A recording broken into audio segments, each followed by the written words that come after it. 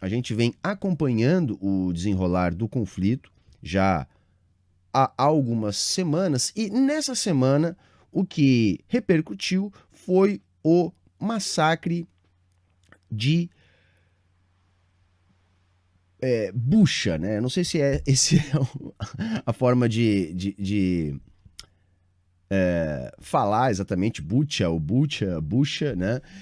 Que está sendo atribuído aos russos que dominavam a região e que teriam saído e, ao sair, teriam promovido um massacre de civis. É séria essa notícia porque ela tem algumas camadas que eu quero aqui com vocês discutir. Mas antes, eu quero mostrar as imagens que circularam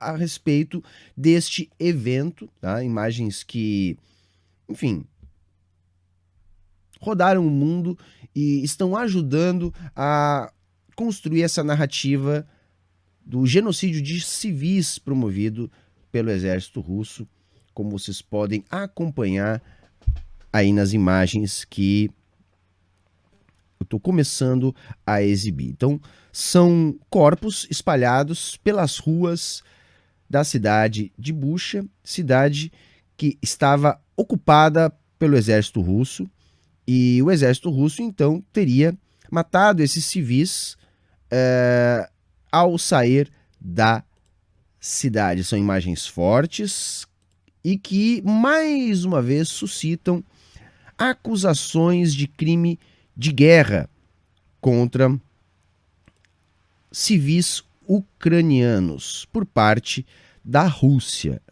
Essa, pelo menos, é a narrativa oficial e que está sendo construída. Mas é importante a gente analisar essas imagens porque, bom, eu não sei dizer se elas são verídicas. Tem alguns pontos. Primeiro, a qualidade das imagens é bastante profissional, né, gente? Você pode ver que essas imagens não são imagens colhidas da câmera de um celular, por exemplo, né? É algo mais sofisticado do que isso. Outro ponto interessante é pensar por quê? Por que os russos fariam isso? Por que os russos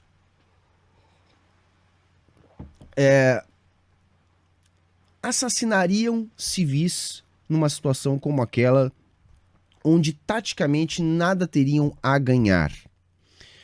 E eu estou levantando essa hipótese porque é justamente o que a Rússia está alegando, dizendo que ela não é responsável pela morte desses civis e que esses civis teriam sido mortos pelos ultranacionalistas, os nazis do Azov, e seriam pessoas acusadas de serem colaboracionistas com a ocupação russa.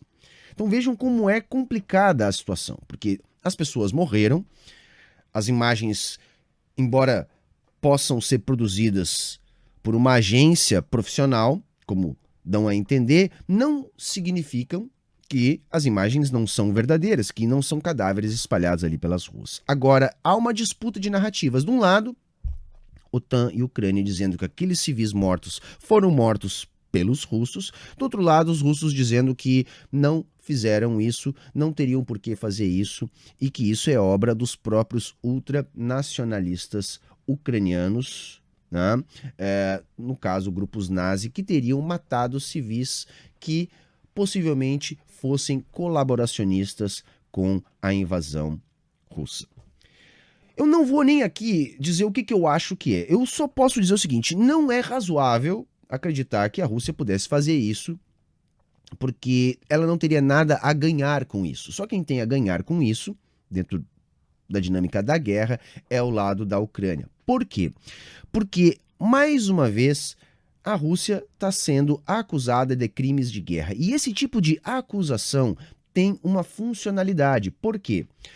Muitas das invasões, das guerras que nós tivemos ao longo do século XX e até mesmo no século XXI, foram chanceladas por acusações de crimes de guerra, crimes contra civis. É isso que a gente está vendo, mais uma vez, ser repetido agora no conflito entre Ucrânia e Rússia. Se convence esse argumento do crime de guerra, abre-se uma janela de oportunidade para que se tenha a chancela da entrada da OTAN, de outros países no conflito, a fim de acabar com a ocorrência desses eventuais crimes de guerra. Então é por isso que desde o início a Rússia está sendo acusada de crime de guerra. Então ela foi acusada pelo Canadá, ela foi acusada pela Grã-Bretanha, já em outras ocasiões desta mesma guerra. Agora nós temos essas imagens de Bucha. Como eu disse, imagens controversas, porque elas não parecem ter sido produzidas por amadores, e segundo, não há uma justificativa racional para imaginar por que os russos fariam isso. Deixariam lá esses cadáveres por tanto tempo de uma região que eles estavam desocupando, sabendo que, por óbvio, eles sofreriam essa acusação, sem ter nada a ganhar e só tendo a perder. Então, mais uma vez, fica difícil para a gente acompanhar o conflito, porque todas as informações são, para nós, passadas por agências de notícias que têm um enviesamento político. É nesse sentido que é muito difícil a gente conseguir se informar a respeito do que está acontecendo na Ucrânia, para ter uma visão mais, vamos dizer assim, rigorosa sobre o conflito.